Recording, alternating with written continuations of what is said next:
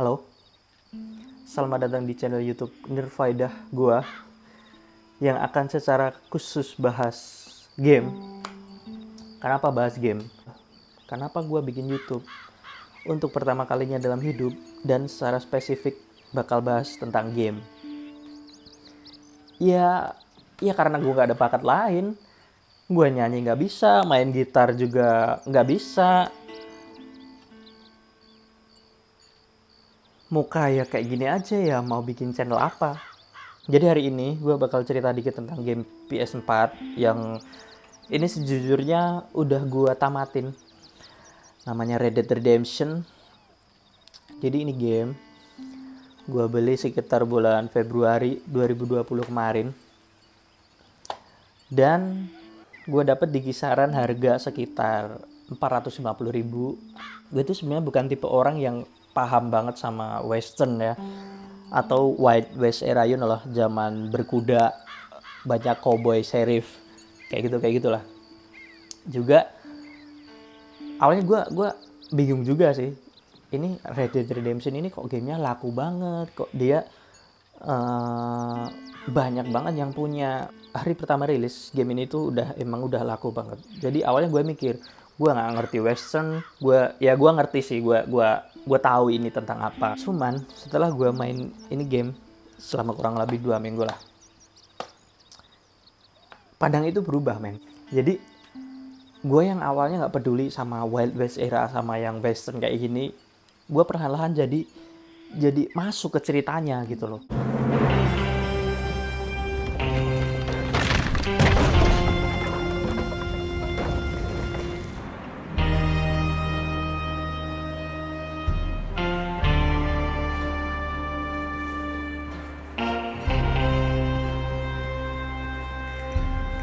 Jadi kita mulai dari awal dulu ya. RDR2 ini game apa sih ini? Kenapa harus dimainin? Jadi ini game genrenya action adventure. Ini cerita tentang si Arthur Morgan, si pemeran utama, dan keluarga satu gengnya yang jadi buron. Jadi ceritanya mereka jadi buron karena komplotan geng si Arthur ini. Mereka nyoba ngerampok kapal feri tapi gagal. Terus ya akhirnya jadi baku tembak kan antara geng si Arthur ini sama polisi setempat, sampai banyak korban berjatuhan di situ. Dan pada akhirnya insiden ini dinamain The Blackwater Massacre. Nah, The Blackwater Massacre ini jadi pondasi cerita Red Dead Redemption 2. Jadi ceritanya baru dimulai setelah pasca insiden The Blackwater Massacre ini. Jadi dulu tuh ya, di Amerika tahun 1899 mereka tuh sudah hidup di zaman yang namanya Progress of Civilization. Artinya wilayah ini tuh punya hukum yang berlaku, punya budaya, punya cara yang pantas buat kerja, nyari makan, dan yang terpenting punya warga yang dilindungi. Progress of Civilization ini jadi masa-masa akhir buat gangsters, gunslingers, kobe-kobe yang jahat itu, ngerti kan? Yang bikin ketua gangsternya si Arthur, namanya Dutch van der Linde, jadi mikir, wah habis nih gua. Soalnya pasca insiden The Blackwater ini, si gengnya si Dutch mulai diburu sama aparat. Jadi intinya ini alur ceritanya lebih ke survival series sih. Soalnya kan ada 8 chapter ya. Dan di tiap chapter ini nyeritain tentang perjalanan mereka selama jadi buron yang berusaha kabur dari pemerintah setempat. You know, kabur dari sheriff, bounty hunters. Nah, kayak yang udah gue bilang tadi, alur cerita Red Dead Redemption ini baru dimulai pasca insiden The Blackwater Massacre tadi. Kayaknya udah banyak banget yang kenal sama ini game ya. Secara ini AAA games yang kondang banget. Jadi Red Dead Redemption kedua ini dulu rilis tahun 2018 dan awal-awal rilis emang udah laku besar, laku keras. Soalnya ini prequel Red Dead Redemption yang pertama. Jadi Red Dead Redemption pertama tuh kalau nggak salah dulu rilis sekitar tahun 2010 buat konsol PS3. Dan tahun 2018 kemarin, baru 2 tahun kemarin, Rockstar ngerilis prequel buat Red Dead Redemption pertama, yaitu Red Dead Redemption kedua. Walaupun ini installment setelah Red Dead Redemption pertama, ini prequel ya. Jadi misal ada yang penasaran, ada yang nanya, perlu nggak sih kita main RDR pertama dulu baru main kedua? Perlu diingat, ini game prequel. Jadi kita nggak butuh ngerti cerita RDR pertama sebelum main RDR 2. Oke. Oke, kita langsung ke judul video ini aja ya. Kenapa kita harus main Red Dead Redemption 2? Kenapa nggak AAA games lain kayak Marvel, Spider-Man, atau The Witcher yang emang combatnya tuh nagih banget. Combatnya Spider-Man sama The Witcher tuh emang addictive. Cuman ini FYI, Red Dead Redemption 2 ini game udah gua tamatin ya. Nah, dulu zaman gua masih main, pas belum tamat ya ini, gua pernah sampai dalam keadaan gimana namanya? Jadi ini game saking bagus banget ceritanya, ada beberapa cutscene yang bikin gua naruh stick terus bengong. Bengongnya tuh bengong dengan mata berkaca-kaca, dengan hati yang remuk. Jadi itu tuh kayak deretan cutscene menjelang akhir cerita yang kita bikin pegang stick aja nggak kuat. Emang bener-bener nggak sanggup. Ini tuh bikin gua mikir kalau RDR 2 ini salah sedikit dari AAA games yang emang ceritanya bitter banget. I mean, bitter in a good way. Karena apa? Karena di sini tuh lo nggak cuma disuguhi combat, lo nggak cuma disuguhi story, lo nggak cuma disuguhi plot twist yang bikin nangis, tapi yang paling penting, ya nggak paling penting sih, cuman ini emang faktor yang menentukan banget. Lo juga disuguhi sama grafis yang emang realistisnya bukan main. Ini edan, ini gila banget ini grafisnya. Ini tuh grafik yang saking bagusnya bikin gua nggak pengen buru-buru mainin mission. Kayak kenapa sih buru-buru, toh ini masih pagi yang cerah. Itu ya maksudnya. Kayak ini game bikin gua mampir di kali terus mandiin kuda. Udah. Nih ya, kita berhenti di kali terus mandiin kuda sambil ngelihat pemandangan aja senangnya bukan main. Terus apa lagi ya? RDR 2 ini ada kurang lebih 100 misi yang bisa kita mainin. 100 lebih main mission. Jadi ada main mission, ada side mission. Main mission tuh cerita yang inti ceritanya. Jadi bedanya main mission ini emang harus kita kelarin, harus kita mainin in order to finish the game, you know. Bedanya kalau misal side mission itu optional. Boleh kita mainin, boleh kita tinggalin. Artinya nggak dimainin pun nggak apa-apa. Nah, 100 lebih misi di game ini, dari yang bikin deg-degan kayak perang antar gangster, ngerampok bank, sampai ada side mission yang kita harus bersihin tai babi di situ. dan percaya, dari sederet misi yang dari yang penting banget, dari yang emang jaw dropping banget, sampai yang nggak penting-penting amat, itu emang harus gue akui excitementnya sama. Jadi ini menurut gue ya, menurut pendapat gue pribadi, action adventure terbaik sepanjang masa Red Dead Redemption. Terus kesimpulannya ya, among other things kayak combat, grafis, misi-misi yang nagih, ada satu faktor terakhir yang bikin RDR 2 ini sempurna banget, yaitu character development. RDR 2 ini karakter developmentnya nempel di hati. Serius. Kenapa? Ini gue cerita dikit ya. Kita kan kadang tahu tuh, khususnya di tiap game open world, ada beberapa tipe gamers yang main ya sekedar main aja buat ngilangin bosen. Terus ada juga tipe gamers yang main game open world kayak gini pengennya rusuh. Tau nggak, yang kita pasti pernah notice orang main GTA cuman kebut-kebutan aja di kota gitu loh.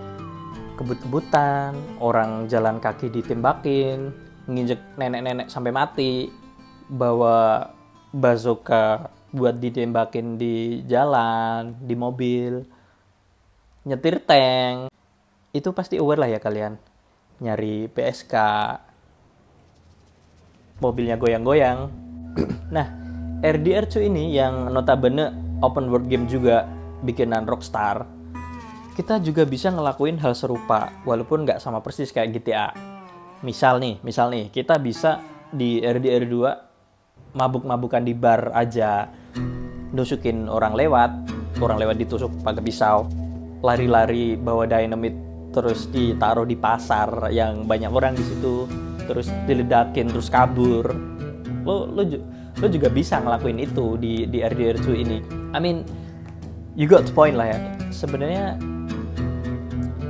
Sebenarnya tipe-tipe gamers rusuh yang seneng nge-troll di tiap game open world kayak gini, sejujurnya menurut gue pribadi sounds exciting sih. Cuman kan kembali lagi ke karakter development tadi kan. Gimana kita bisa dapat karakter development yang nempel di hati kalau tiap main kita nge-troll aja gitu loh. Kita nggak masuk ke ceritanya, kita nggak mainin in order to understand the story. You know what I mean, right? Ntar takutnya karakter development yang Rockstar kasih ke Arthur Morgan, si pemeran utama RDR2 ini, ntar nggak nyampe ke kita. Keren ya gue. Jadi intinya biar lo dapet excitement yang sama kayak yang gue dapet, tipsnya adalah lo harus serius dari awal. Keseriusan ini dimulai dari ini gue cerita lagi ya.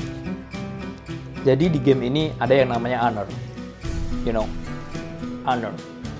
Nah, honor ini bisa diukur. Kalau kita jahat sama orang, honor kita bakal turun. Sebaliknya, kalau kita baik sama orang kayak sering nyelesain side mission, nolong sesama, ngasih duit ke pengemis, nanti otomatis honor kita bakal naik. Jadi honor ini bakal ngaruh banget sama cerita, sama fate-nya si Arthur Morgan ini, dia bakal jadi apa. Jadi harus kalian tentuin dari awal tuh. Lo mau jadi karakter yang baik atau yang brengsek atau yang jahat. In this case, karakter utama di game ini kan tadi namanya Arthur Morgan ya. Jadi harus bener-bener lo tentuin dari awal, lo mau jadi Arthur yang baik atau Arthur yang jahat. Itu aja. Intinya kalau mau jadi Arthur yang baik ya harus konsisten. Banyak banget misi-misi, main mission atau side mission yang ngasih decisive moment yang bikin honor kita naik atau turun. Ini gue kasih contoh ya di salah satu misinya. Jadi ceritanya ada salah satu anggota geng kita namanya Leopold Strauss. Nah, si Mr. Strauss ini dia selaku bendahara dalam geng, you know, yang ngitung-ngitung duit gitulah. Nanti bakal ada beberapa misi yang nyuruh si pemeran utama Arthur Morgan jadi debt collector. Jadi ada beberapa warga yang hutang sama Mr. Strauss ini dan kita yang disuruh nagih nanti. Nah, warga-warga yang hutang sama Mr. Leopold Strauss ini kan nggak semua punya duit ya. Ada yang rakyat jelata, ada yang miskinnya bukan main, ada yang ditinggal mati suaminya nggak dapat warisan, ada yang bisa sih bayar utang, cuman itu harta terakhir mereka, itu the last penny they ever had. Nah, decisive momennya tuh nanti di sini. Kita bisa nolak duitnya karena kasihan, atau kita bisa cuek aja terus nerima duitnya, terus ya udah pergi gitu aja, duitnya dikasih sama Leopold Strauss tadi. Cuman kalau duit orang yang hutang sama Mr. Strauss tadi lo tolak, terus lo ganti hutangnya Mr. Strauss pakai duit pribadi, nanti honor lo naik. Secara itu kayak honorable act kan, itu perbuatan baik dan itu bisa bikin honor kita naik. Nah, sebaliknya kalau misal nih ya, bodo amat lah ini orang miskin nggak bisa bayar utang, tembak aja nih palanya, dar. Nanti honor lo bakal turun, soalnya ya lo habis ngelakuin perbuatan jahat, bunuh orang, it's homicide. Jadi tingkatan honor ini selain ngaruh ke cerita, ini bikin honor yang tinggi tuh bikin warga sekitar kayak ramah gitu loh ke kita. Serius, kayak banyak yang nyapa. Misal beli pakaian juga kita dapat diskon. Kita jalan pakai kuda aja, itu kuda kita bakal dipuji sama warga sekitar. Oh, it's a great horse, sir. Kayak gitulah. Atau ada juga yang muji kuda kita. Jadi kita jalan pakai kuda kan, ada yang bilang, oh, it's only in my dream, sir, to have a horse as fine as yours. Ya intinya kita jadi karakter yang respectable lah. Sebaliknya tadi, kalau misal lo bikin kejahatan terus menerus yang bikin honor kita turun terus sampai mentok nih, ya lo jadi bahan makian warga sekitar. Ada orang lihat lo, mereka lari kabur nggak pengen nyapa, ada yang ngumpat, preman mungkin. Kita lagi berkuda gitu dengan tenang lihat pemandangan, terus tiba-tiba ada bounty hunter, mereka ngeburu kita. Ya, mampus lah pokoknya. Jadi itu ya, dari awal emang harus kita tentuin, karena ya itu tadi, konsistensi kita ngejalanin cerita di game ini bakal ngaruh banget sama karakter development yang bakal kita dapat di akhir. Kalau mau jadi baik ya baik, kalau mau jadi brengsek ya brengsek aja sekalian, jangan nanggung gitu loh. Sama ada satu lagi tips yang ini esensial banget sih, ini penting, yaitu kuda. Kuda ini satu dari sedikit hal yang lo punya di game ini yang pentingnya bukan main. Gila, ini penting banget nih. Lo mau jadi karakter yang baik, Arthur yang baik atau Arthur yang brengsek, jangan pernah lupa satu hal. Kuda yang lo punya harus lo rawat dengan baik, harus dirawat dengan baik. Misalnya kayak itu kuda lo beliin bahan makanan, jadi ada tempat khusus yang ngejual bahan-bahan makanan buat kuda, kayak apple, ada kayak ginseng juga ada buat dikasih makan ke kuda. Terus juga si kuda ini harus rajin lu mandi di kali. Jadi ya biar tetap bersih aja, lu mandiin kuda, lu tap kudanya, dielus-elus, itu juga bisa bikin honor kita naik. Lu beliin selimut, lu upgrade saddle-nya. Jadi di game ini kita emang bisa punya 4 kuda ya. Kita bisa beli atau nyari di mana gitu. Cuman usahain sebisa mungkin kita punya satu aja kuda yang kita sayang banget. Jadi 2 itu aja ya tipsnya. Yang pertama, tentuin dari awal mau jadi good Arthur atau bad Arthur.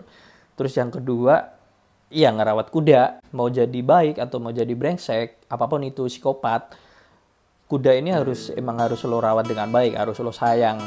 Nah, terus gimana caranya ngerawat kuda dengan baik? Atau gini aja. Gimana atau di mana sih kita bisa dapetin kuda dengan performa terbaik di game Red Dead Redemption 2 ini? Yang gagah, warnanya bagus, larinya kenceng, staminanya nggak cepet habis. Nah, kuda kayak gini tuh nyarinya di mana? Bakal gua bahas di video selanjutnya. Ciao.